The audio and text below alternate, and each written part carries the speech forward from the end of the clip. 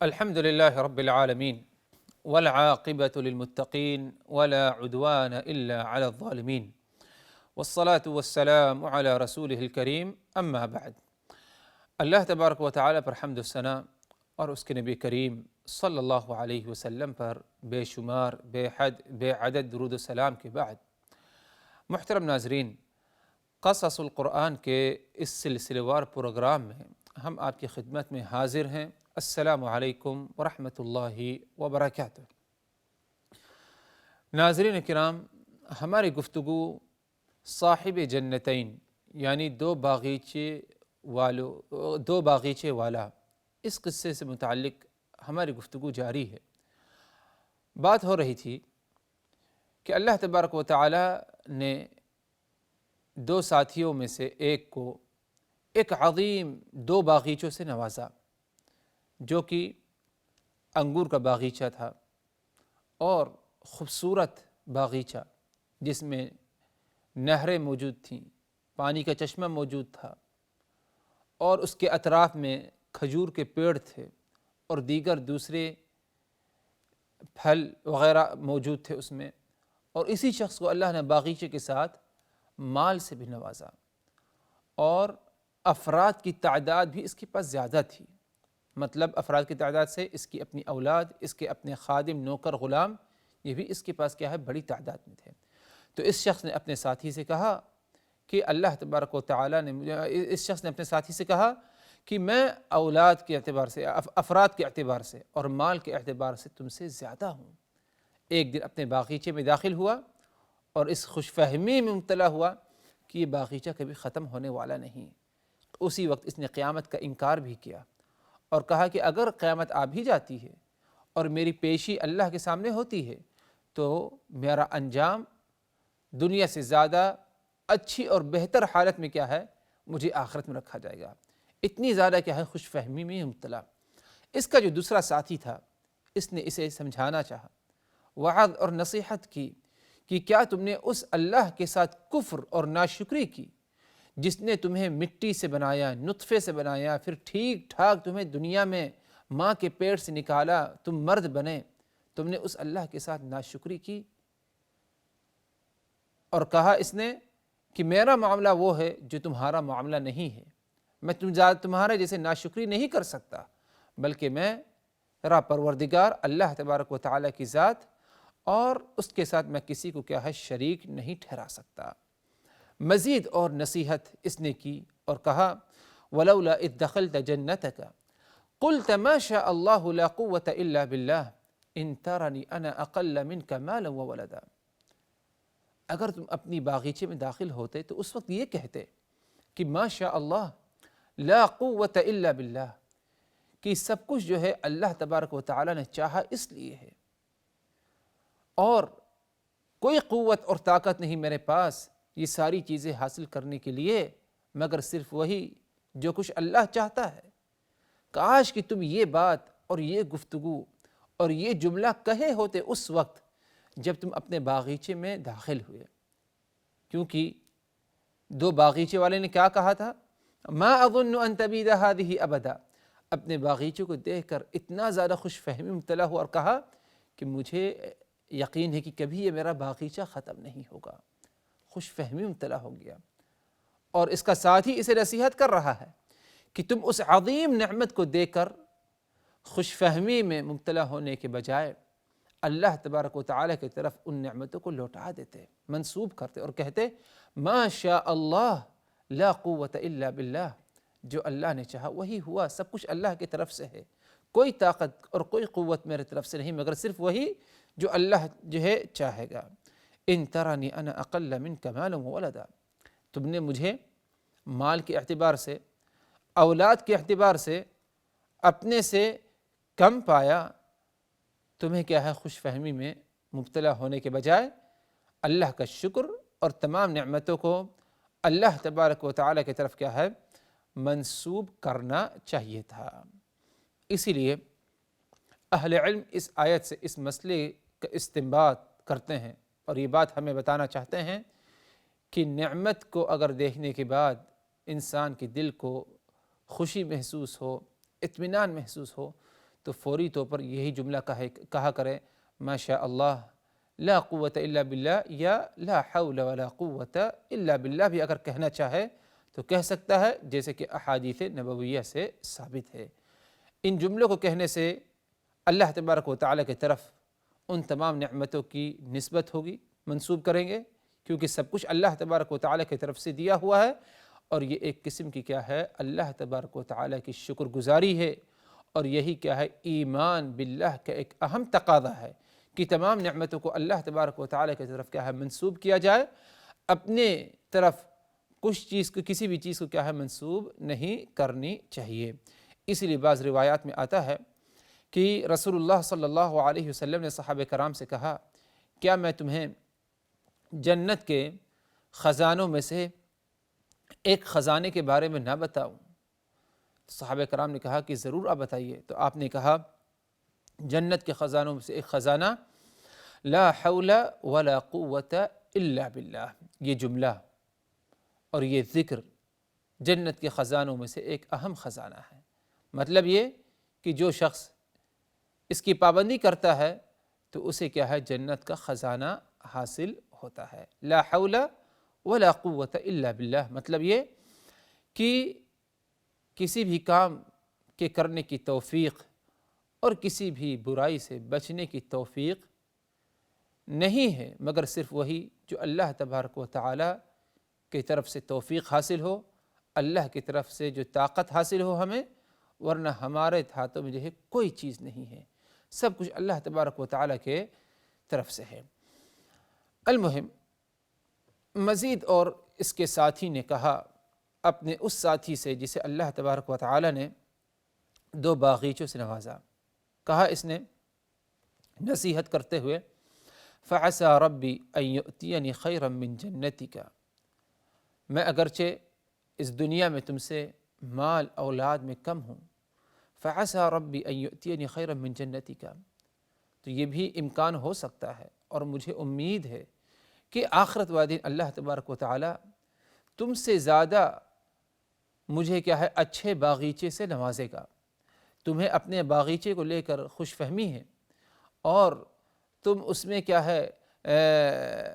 خوشی میں مبتلا تو ہو سکتا ہے کہ اللہ تبارک و تعالی آخرت والے دن مجھے تم سے اچھے باغیچے سے نوازے گا۔ وَيُرْسِلَ عَلَيْهَا حُسْبَانًا مِّنَ السَّمَاءِ، اور تمہارے اس باغیچے پر اللہ تبارک و تعالی آسمان سے کوئی آفت بھیج دے، فَتُصْبِحَ صَعِيدًا زَلَقًا، تو تمہارا یہ باغیچہ بالکل ختم ہو جائے اور بالکل میدان بن جائے، او یصبح ماؤها غورا فلن تستطیع له طلبا، اور یا تو اس میں جو پانی ہے، نہریں ہیں، ندی ہے، یہ سب کیا ہے غورا ہو جائے، یعنی زمین کے اندر چلے جائے، فلن تستطیع له طلبا، تو تم دوبارہ اسے حاصل بھی نہ کر سکو، کیونکہ اگر زمین پر جو پانی ہے وہ زمین کے اندر چلے جائے، اس پانی کو نکالنے کی طاقت انسان کے اندر نہیں رہتی، مگر یہ کہ اگر اللہ تبارک و تعالی اسے اس پانی سے کیا نواز دے۔ اسی لیے اللہ تبارک و تعالی سورہ الملک میں فرمایا قُلْ أَرَأَيْتُمْ إِنْ أَصْبَحَ مَاؤُكُمْ غَوْرًا فَمَنْ يَأْتِيكُمْ بِمَاءٍ مَعِينٍ، ذرا یہ بتاؤ ان اصبح ماؤکم غورا، اگر یہ پانی زمین کے سب سے نچلے حصے میں چلے جائے، فَمَنْ يَأْتِيكُمْ بِمَاءٍ مَعِينٍ، تو کون ہے جو تمہیں پانی لا کر کے اور نکال کر کے دے گا؟ کوئی نہیں، مگر صرف کیا ہے اللہ تبارک و تعالی کی ذات جو ہے ہمارے ساتھ یہ مہربانی کر سکتی ہے۔ تو ادھر اس کے ساتھی نے یہی نصیحت کی، او یصبح ماؤها غورا فلن تستطیع له طلبا، باغیچہ بھی تمہارا ختم ہو سکتا ہے، آسمان سے کوئی آفت نازل ہو، اور اسی طرح یہ جو پانی، نہریں، ندی ہیں، یہ بھی کیا ہے غورا، زمین کے سب سے نچلے حصے میں جا سکتا ہے پانی، فلن تستطیع له طلبا، اور جب یہ پانی زمین کے اندر چلے جائے گا تو تم اسے طلب بھی کیا ہے نہیں کر سکو گے، اسے دوبارہ حاصل نہیں کر سکو گے۔ آگے فرمایا اللہ تبارک و تعالی نے وَأُحِيطَ بِثَمَرِهِ فَأَصْبَحَ يُقَلِّبُ كَفَّيْهِ عَلَى مَا أَنفَقَ فِيهَا وَهِيَ خَاوِيَةٌ عَلَى عُرُوشِهَا، اس کے ساتھی نے جو نصیحت کی اس نصیحت کو اس نے قبول نہیں کیا، اسی لیے وَأُحِيطَ بِثَمَرِهِ، اسی لیے اللہ تبارک و تعالیٰ کی طرف سے اس کے اس مال پر جو باغیچہ ہے اور دیگر مال پر اللہ تبارک و تعالیٰ کی طرف سے آسمان سے آفت آئی، جیسے کہ بعض مفسرین کہتے ہیں کہ شدید بارش، طوفان آیا، پورا باغیچہ کیا ہے ختم ہو گیا۔ اور جب باغیچہ ختم ہو گیا،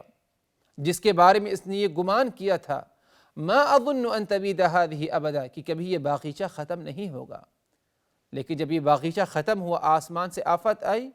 فاصبح يقلب كفيه على ما انفق فيها وهي خاوية على عروشها، اپنے آنکھوں سے دیکھ رہا تھا منظر، اور فاصبح يقلب كفيه، ایک ہاتھ پر دوسرا ہاتھ کیا ہے پٹک رہا تھا، افسوس کر رہا تھا، ہاتھ اپنا مل رہا تھا کہ میں نے تو اس پر کتنا خرچ کیا تھا، اس باغیچے پر کتنی حفاظت کی تھی، اس کی کیا حالت ہو گئی۔ یہی وہ باغیچہ ہے جس کے بارے میں نے گمان کیا تھا کہ کبھی یہ ختم نہیں ہوگا، اس خوش فہمی میں مبتلا تھا۔ ہاتھ پر ہاتھ رکھتا گیا اور افسوس کرتا رہا، اور اس نے کہا یا لیتنی لم اشرک بربی احدا، کاش کی میں اپنے رب کے ساتھ کسی کو شریک نہ ٹھہرایا ہوتا، کاش کی میں اپنے رب کے ساتھ کسی کو شریک نہ ٹھہرایا ہوتا، اللہ کو وحدہ لا شریک مانا ہوتا، قیامت کے دن پر میرا ایمان اور یقین ہوتا،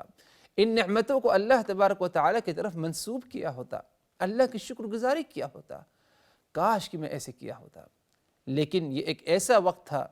کہ افسوس کرنا اس کا اس وقت جو ہے کچھ کام نہیں آ سکتا۔ وہی معاملہ جیسے فرعون کا ہے، فرعون کو وعظ نصیحت ہوتی رہی موسیٰ علیہ السلام کی طرف سے، لیکن اس نے وعظ کو قبول نہیں کیا، نصیحت کو نہیں مانی۔ اللہ تبارک و تعالیٰ کی جب پکڑ آئی، غرق ہونے لگا، اس وقت کیا ہے ایمان کا اعلان کرنے لگا، اور اس وقت دعویٰ کیا کہ میں ایمان لے آتا ہوں، لیکن اب اللہ کی گرفت آ چکی ہے، اب کہاں جو ہے اللہ تبارک و تعالیٰ کے سامنے کیا ہے تمہارا ایمان کیا ہے کام آئے گا۔ مزید اور اس نے کہا، یہی دو باغیچے والے نے کہا مزید، اور اس کے بارے میں اللہ نے بتایا وَلَمْ تَكُنْ لَهُ فِئَةٌ يَنْصُرُونَهُ مِنْ دُونِ اللَّهِ وَمَا كَانَ مُنْتَصِرًا، وَلَمْ تَكُنْ لَهُ فِئَةٌ يَنْصُرُونَهُ مِنْ دُونِ اللَّهِ وَمَا كَانَ مُنْتَصِرًا، اور اس وقت اس کے پاس کوئی نہیں تھا جو اسے کیا ہے بچا سکے گا، جو اسے بچا سکے گا۔ کس چیز سے بچا سکے گا؟ اللہ تبارک و تعالیٰ کے عذاب سے۔ جب اللہ تبارک و تعالیٰ کی طرف سے آفت، بلا اور مصیبت اس باغیچے پر آئی، اس کے مال پر آئی، تو کوئی اسے نہیں بچا سکا۔ حالانکہ اس نے کیا فخر کیا تھا، کیا غرور گھمنڈ تھا کہ